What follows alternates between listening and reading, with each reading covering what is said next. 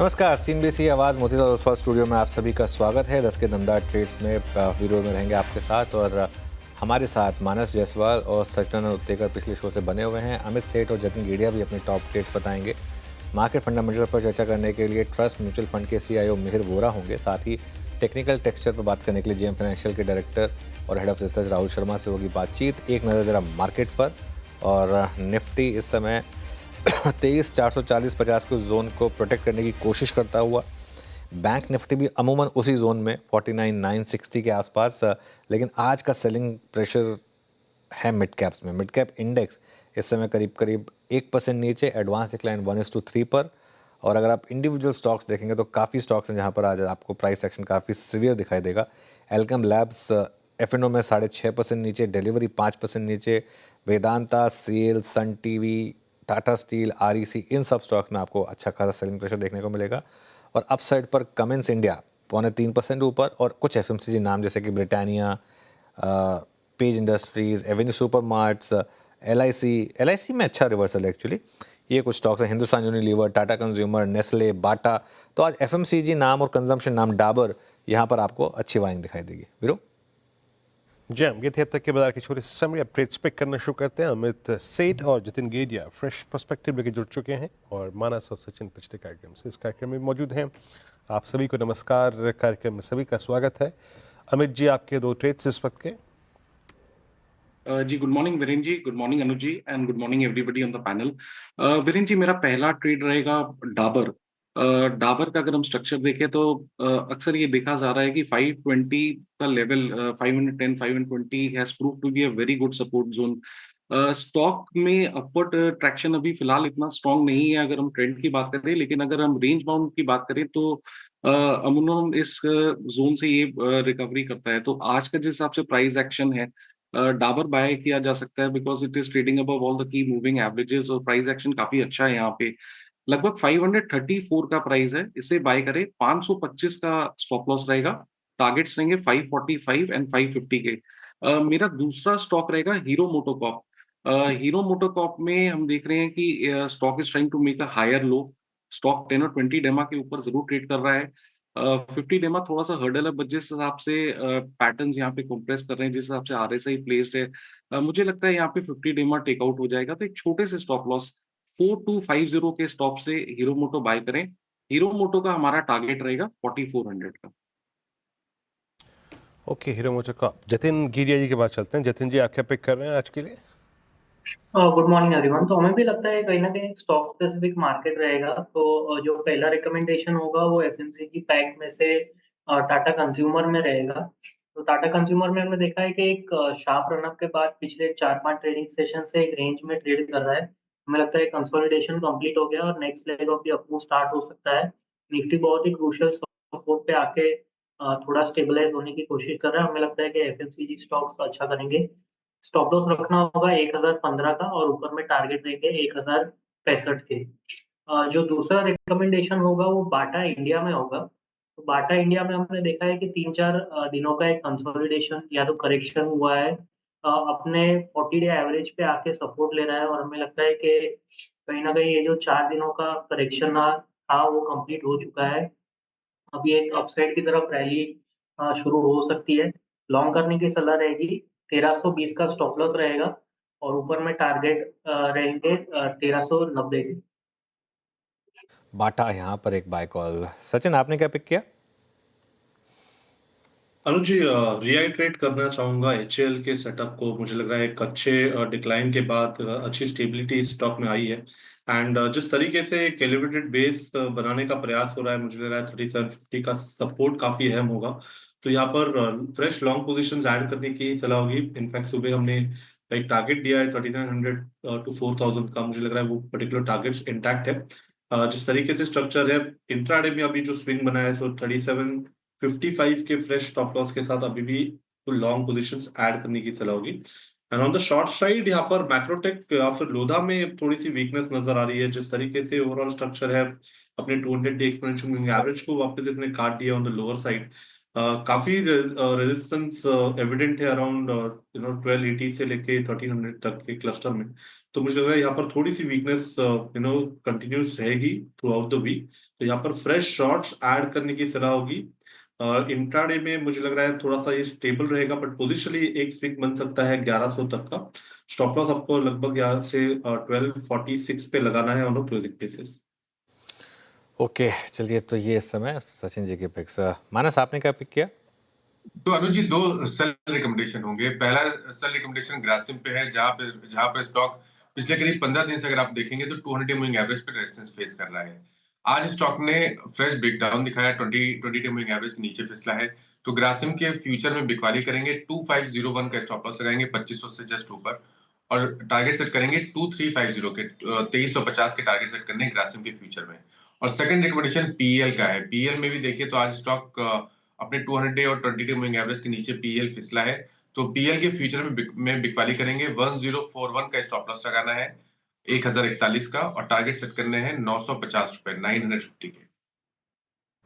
Okay PL. अच्छा, ये एक बार एक दो स्क्रिप्ट्स और लेके आइए जो कि अब एक वाइल्ड स्विंग दे रही हैं। डाबर हो गया, बीएचएल, बाटा भी आज एफएमसीजी बास्केट में पुल बैक जनरेट करता हुआ, पूरा FMCG pack pull back generate कर रहा है। बट ये ऑयल एंड गैस स्पेस जो है वो कोलैप्स हो रहा है। लुक एट ऑयल इंडिया, ये बैकफुट पे वेदांता, पूरा आपका metal space backfoot packet trade करता हुआ। टाटा स्टील में कोलैप्स है। उसके बाद इप्का लेके आइए फार्मा स्पेस में, ये काफ़ी कोलैप्स होता हुआ। मैक्स हेल्थ केयर ने सारा का सारा मोमेंटम जो है ना वो लूज़ कर दिया है। ये अमित जी, मैक्स पे आपका व्यू क्या है? प्री बजट पोस्ट बजट सबसे स्ट्रॉन्ग मूव जनरेट करने वाला काउंटर अब अपने 20 EMA को सरेंडर करने की तैयारी करता हुआ, आपका टेक इस पे?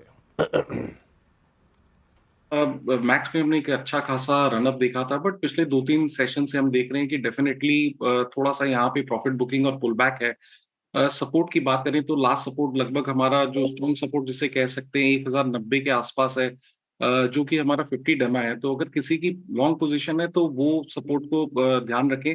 1090 टूटे तो डेफिनेटली एग्जिट कर जाएं।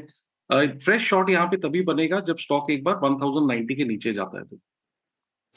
ओके चलिए, अब आगे बढ़ते हैं और मार्केट फंडामेंटल पर चर्चा करने के लिए हमारे साथ ट्रस्ट म्यूचुअल फंड के CIO मिहिर वोरा जुड़े हैं। उनसे समझते हैं कि मार्केट में इस समय क्या रणनीति अपनाएं। मिहिर जी, गुड मॉर्निंग। बहुत लोगों का सवाल है कि ये पेन से कब छुटकारा मिलेगा। करीब 6 महीने हो गए हैं मार्केट को। सितंबर में जो हाई लगाया था उसके बाद से लगातार स्लोली मार्केट नीचे आ रहा है और पोर्टफोलियो में काफ़ी पेन है लोगों के। निफ्टी भले ही उसको रिफ्लेक्ट ना कर रहा हो, लेकिन पोर्टफोलियो में तो काफ़ी पेन है। क्या रहेगा आपका व्यू?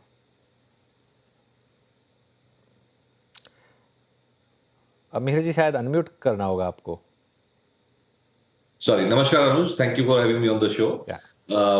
देखिए, अभी भी जो ग्लोबल अनसर्टेनिटीज हैं वो अभी भी जाहिर है, कि because of Trump's policies we are seeing काफी सारी जो है वॉलेटिलिटी आ रही है। फॉर एग्जांपल कमोडिटीज पैक में अगर देखें तो ऑयल प्राइसेस नीचे आ रहे हैं। ट्रम्प इज टॉकिंग अबाउट कि हम मेटल्स, स्टील, एल्यूमिनियम पे भी इंपोर्ट ड्यूटी लगाएंगे यूएस में, तो उसकी भी इफेक्ट कमोडिटीज मार्केट में दिख रही है। तो जैसे जैसे ट्रम्प की अनाउंसमेंट्स आ रही हैं वैसे अनसर्टेनिटी बढ़ रही है। डॉलर अभी भी स्ट्रांग है, और जैसे हमने पहले भी डिस्कस किया था, जब तक डॉलर स्ट्रेंथ रहेगी तब तक ग्लोबल जो फ्लोज हैं FIIs के, वो टिपिकली हम पॉजिटिव देखना मुश्किल है, क्योंकि न सिर्फ India but most other emerging markets में से आउटफ्लोज हमें दिख रहे हैं from equities and bonds. Because of strong dollar सारा पैसा जो है यूएस में जा रहा है। तो मेरे ख्याल से थोड़े दिन की बात है, मेरे ख्याल से स्टेबलाइज होने दीजिए सिचुएशन को। बजट तो जैसे हमने डिस्कस किया ठीक ही था, उसमें कोई नेगेटिव सरप्राइजेस नहीं थे, कंजम्पशन के लिए पॉजिटिव था। तो मेरे ख्याल से एक ये जो अनसर्टेनिटी का ग्लोबल फेज है, plus little bit of slow down जो हमने देखा था शायद अर्बन स्पेस में, वो भी शायद बजट से रेक्टिफाई हो जाएगा। तो in a few weeks we should be able to take a clear picture.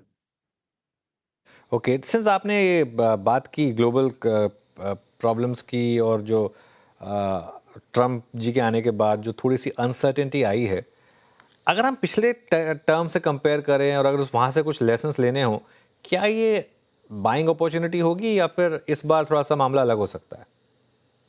Definitely buying opportunity होगी, क्योंकि हमने देखा है कि यूएस का जो रवैया रहता है वो काफी ट्रांजैक्शनल रहता है, काफी बिजनेस ओरिएंटेड रहता है.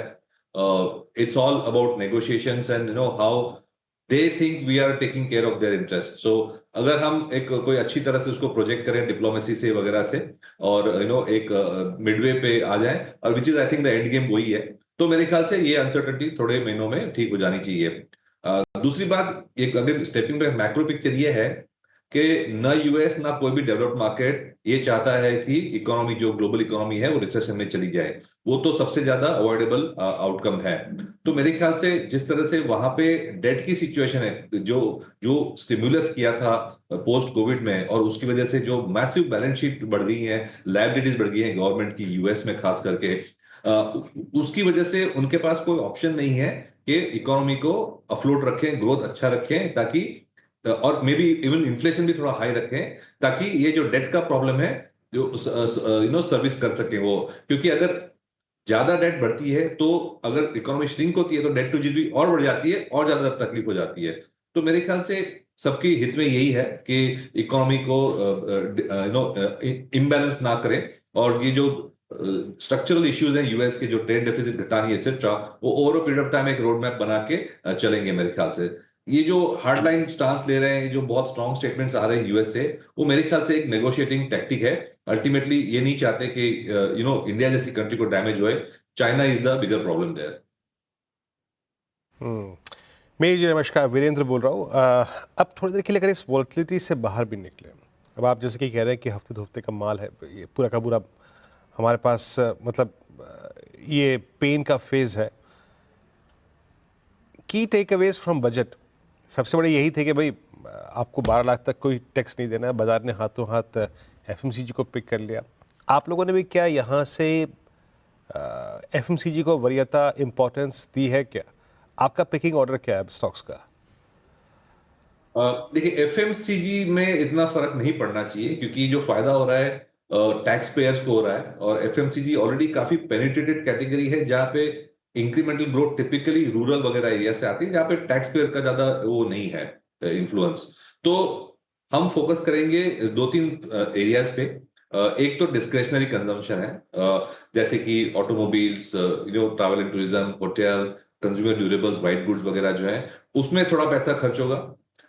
दूसरा, मेरे ख्याल से एक बंच ऑफ पैसा वहां जाएगा जहां पे लेवरेजिंग हो सकती है. फॉर एग्जांपल फाइनेंस कंपनीज को फायदा हो सकता है, क्योंकि जैसे डिस्पोजेबल इनकम टैक्स पेयर की बढ़ती है, तो उनकी ईएमआई पेइंग कैपेसिटी भी बढ़ती है. तो जो जो कंज्यूमर फाइनेंस और होम फाइनेंस कंपनीज हैं, उनको भी फायदा हो सकता है, क्योंकि कस्टमर के पास पोटेंशियली ज्यादा ईएमआई भरने की क्षमता है. और तीसरा एक फायदा ये भी हो सकता है कि जो सेविंग्स लिंक्ड सेगमेंट्स हैं, क्योंकि टैक्स पैसा बच रहा है, थोड़ा इनकम बढ़ रही है, तो सेविंग्स भी बढ़ सकते हैं. तो जो सेविंग्स लिंक्ड एरियाज है, जैसे कि wealth management, asset management, broking, insurance वगैरह, उसमें भी थोड़ा पैसा जा सकता है. तो मेरे ख्याल से इसका इम्पैक्ट जो टैक्स पेइंग सेगमेंट है, डिस्क्रिशनरी सेगमेंट है, उसमें ज्यादा होगी, in terms of savings, consumer finance as well as discretionary consumption. Okay, इस बीच आप मार्केट का कोलैप्स देखिए जनाब. वो टूटी जैसी ट्रेजेक्ट्री 430 की, मिहिर जी के प्रश्न जो क्या उत्तर जो चल रहा था, उसी बीच में हमने करीब 360 तक का गोता लगाया. And same is the case with Nifty bank. 49,800 तक का गोता खाया आपने. क्या शार्प डिप था, मतलब सिर्फ लगभग 2-3 मिनटों के अंतराल में ये करीब 100 का गोता निफ्टी ने लगाया. पेन है जनाब. और आज पूरी की पूरी मेटल और फार्मा और कुछ पीएसयूज कोलैप्स होती हुई, और डे लो की ट्रैजेक्टरी में आके हम ट्रेड करते हुए.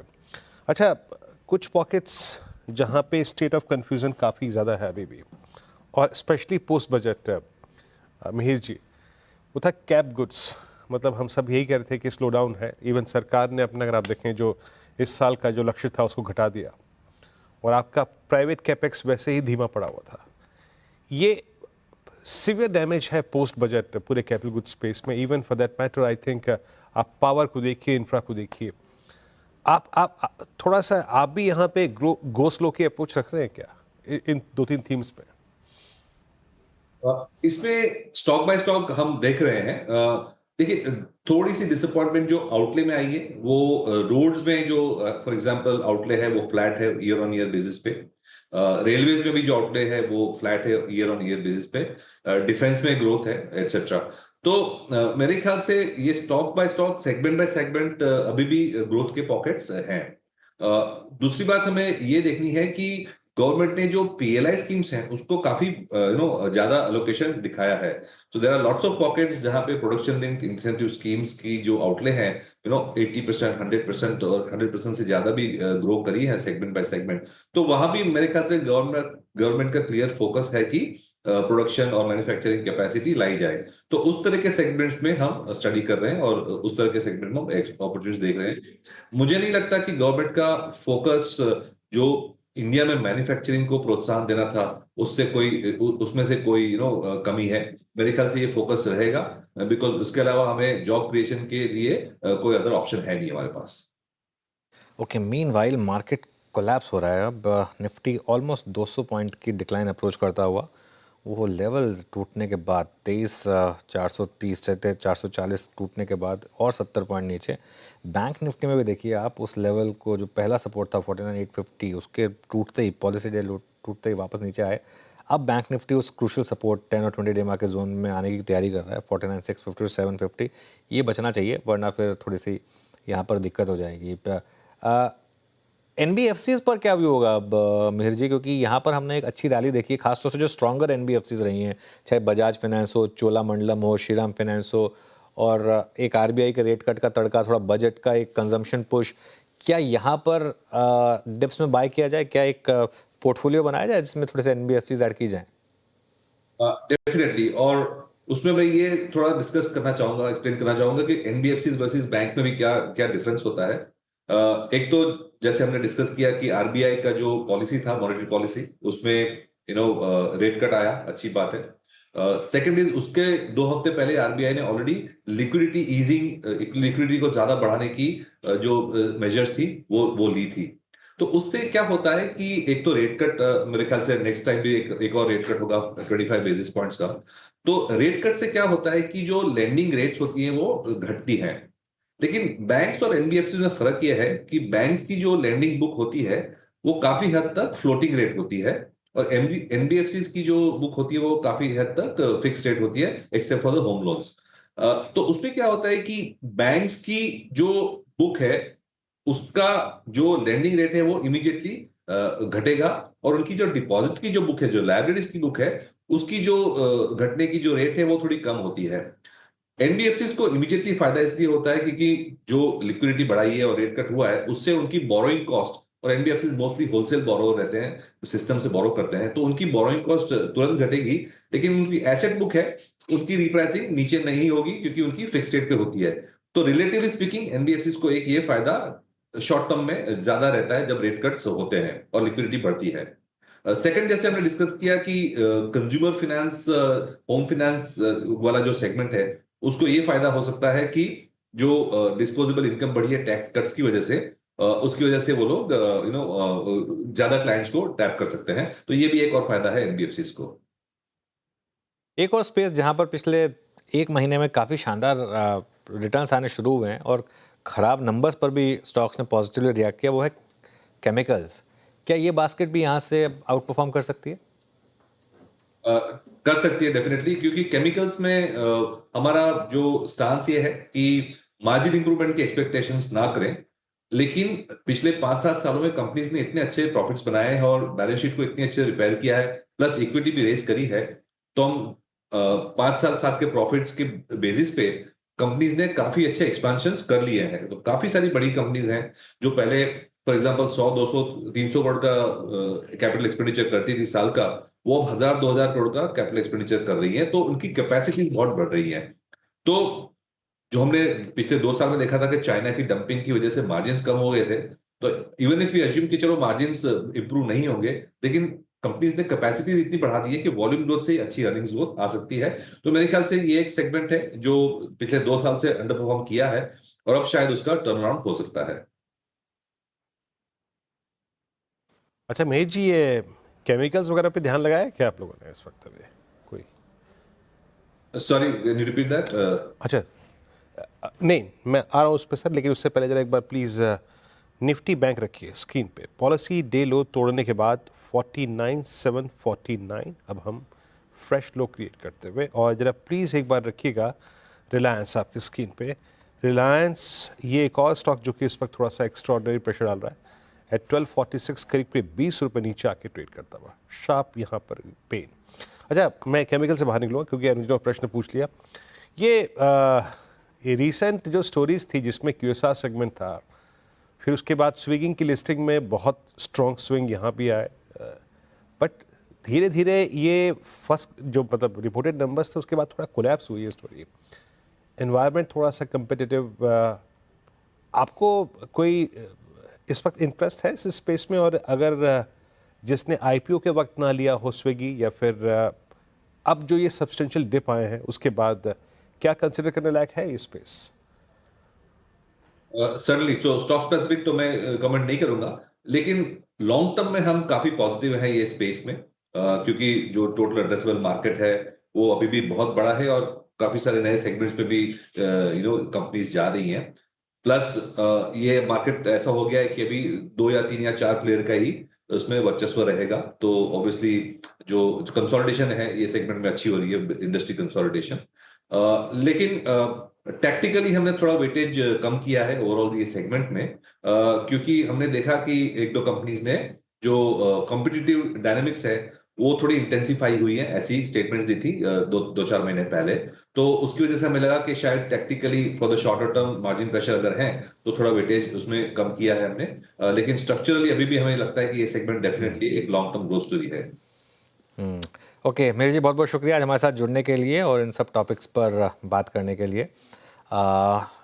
एक बार मार्केट डिस्कस करते हैं वीरू। निफ्टी अब 200 पॉइंट नीचे, और देखिए मिड कैप इंडेक्स यहाँ बहुत पेन है, और मैं फिर लोगों को वार्निंग दे रहा हूँ कि मिड कैप में ना सिर्फ एक सुबह सुबह उठ के कि क्या बाय करें उस तरीके से मत सोचिए। यहाँ पर अभी भी हर रैली में फंसी हुई पोजीशन से बाहर निकलिए, जो आई थिंक मेरा एक व्यू रहा है पिछले 2 हफ्ते से 3 हफ्ते से, अभी भी मैं उस पर इंटैक्ट हूँ। जी, मिड कैप्स में पेन, हमें इंडेक्स 1.5% नीचे आके ट्रेड करते हुए गजब का। अगर आप देखें तो यहाँ पे प्रॉफिट टेकिंग है। अब एक काम करते हैं, इस पर टेक्निकल अप्रोच से बातचीत करते हैं। हमारे साथ Rahul Sharma, director head of research JM financials, उनसे करते हैं बातचीत। आखिर ये सेटअप सजेस्ट क्या कर रहा है? राहुल जी नमस्कार। बजट के दिन आपसे मुलाकात हुई, बात हुई, मोमेंटम अच्छा था लेकिन हमारा ये पूरा का पूरा मोमेंटम जो था वो 23,800 पे जाके कोलैप्स हो गया। अब सभी पार्टिसिपेट कर रहे हैं इस स्विंग में। बाकी इक्का दुक्का दिन में डेली थोड़े स्विंग जनरेट करते हैं, लेकिन वो अगले दिन कोलैप्स कर जाते हैं। आपको क्या लगता है अब जब हम 20 डे की ट्रेजेक्टरी तोड़ रहे हैं, फील क्या आ रही है, इंडेक्स जा कर रहा है?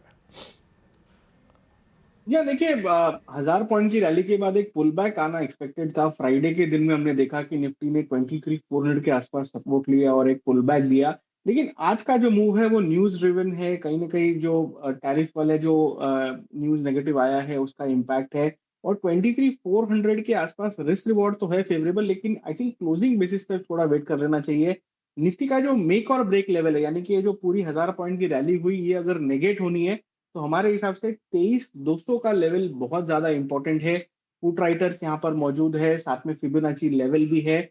अगर 23,200 ब्रेक हो जाता है तो मेरे हिसाब से मार्केट में जो ओवरऑल जो स्ट्रक्चर था, एक रिकवरी का जो एक सिनेरियो बन रहा था, वो नेगेट होता हुआ दिखेगा। तो यहाँ पर कॉशियस स्टांस है हमारा। आज का सेशन देख लेना चाहिए। हमने लास्ट वीक में भी देखा कि एक दिन ट्रंप ने नेगेटिव न्यूज दिया, उसके बाद में मार्केट नेगेटिव था, और इमीडिएटली नेक्स्ट डे जब वो पुल बैक किए और टैरिफ जो पुल बैक किए, उसके बाद निफ्टी के अंदर पॉजिटिव रैली देखने को मिली।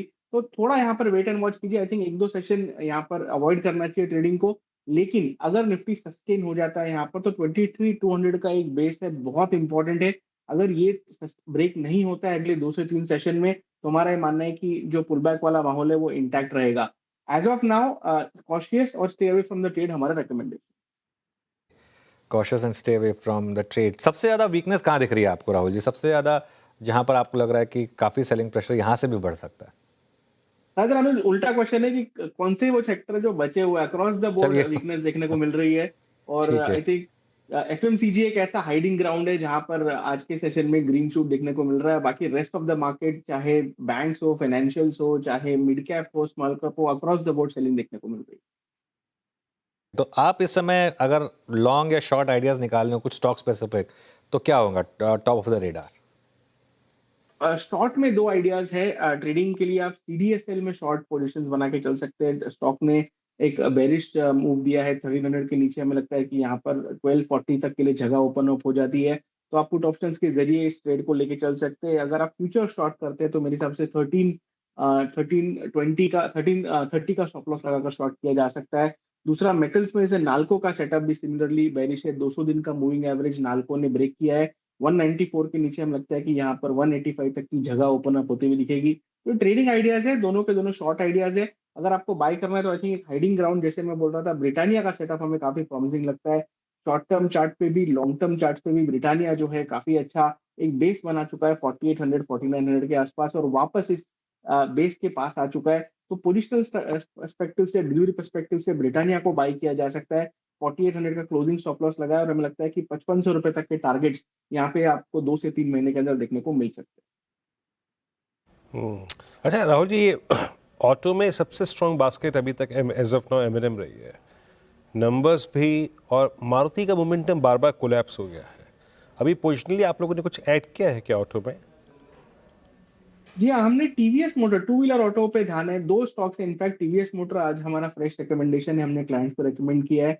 2580 के आसपास स्टॉक में काफी लाइक रेजिलियंस बनी हुई है, और हमें लगता है कि एक रिबाउंड यहाँ पर एक अच्छा देखने को मिल सकता है। लास्ट 4-5 दिन से स्टॉक कूल ऑफ हो रहा है, बट ओवरऑल ऑटो जो है एक तरह से काफी रिलेटिवली बेटर खड़ा हुआ है, और हमें लगता है कि यहाँ पर एक आपको पुल बैक देखने को मिल सकता है। जहां तक बजाज ऑटो का सवाल है, यहाँ पर भी काफी इंटरेस्टिंग सेटअप है। स्टॉक ने बड़ा मूव दिखाया था जनवरी एंड के आसपास, उसके बाद स्टॉक कंसोलिडेट कर रहा है लगातार। हमारा ये मानना है कि 8950 89 9000 के आसपास इसे बाय करके चलना चाहिए। 9600 तक के टारगेट्स हमें पोजिशनल बेसिस पर बजाज ऑटो में देखने को मिल सकते हैं। तो अगर आपका डिलीवरी पर्सपेक्टिव है तो बाय कीजिए। ये दो स्टॉक्स है ऑटो में जो हमें लगता है कि अच्छा ट्रैक्शन, आउट परफॉर्मेंस दिखा सकते हैं। थोड़ा ग्रीन शूट यहाँ पर डेफिनेटली बन रहा है, क्योंकि ये स्टॉक्स काफी समय पहले से मंदी में थे, और एक तरह से बेस बनाकर बजाज ऑटो खास करके यहाँ से रिवर्स होता हुआ दिख रहा है। ओके, चलिए राहुल जी, बहुत बहुत शुक्रिया ये सब टॉपिक्स पर बात करने के लिए। जैसा राहुल जी ने कहा, बहुत कम सेक्टर्स बचे हैं जहां मार्केट थोड़ा सा हाइडिंग प्लेसेस ढूंढ रहा है। एक स्टॉक लेकर आइए जरा, एस्कॉर्ट्स। आज सुबह भी इसकी बात हुई थी कि एमएनएम के जो नंबर्स है उसका शायद एक रब ऑफ मिले एस्कॉर्ट्स पर, और अब वापस एस्कॉर्ट्स डे हाई पर आने की तैयारी करें। चलिए वीरू और मैं अब आपसे इजाज़त लेंगे, और एक छोटा सा ब्रेक लेकर जब हम वापस लौटेंगे तो आपके सवालों के जवाब देने के लिए कंचन और श्रेया लेकर आएंगे ट्रेडर्स हॉटलाइन।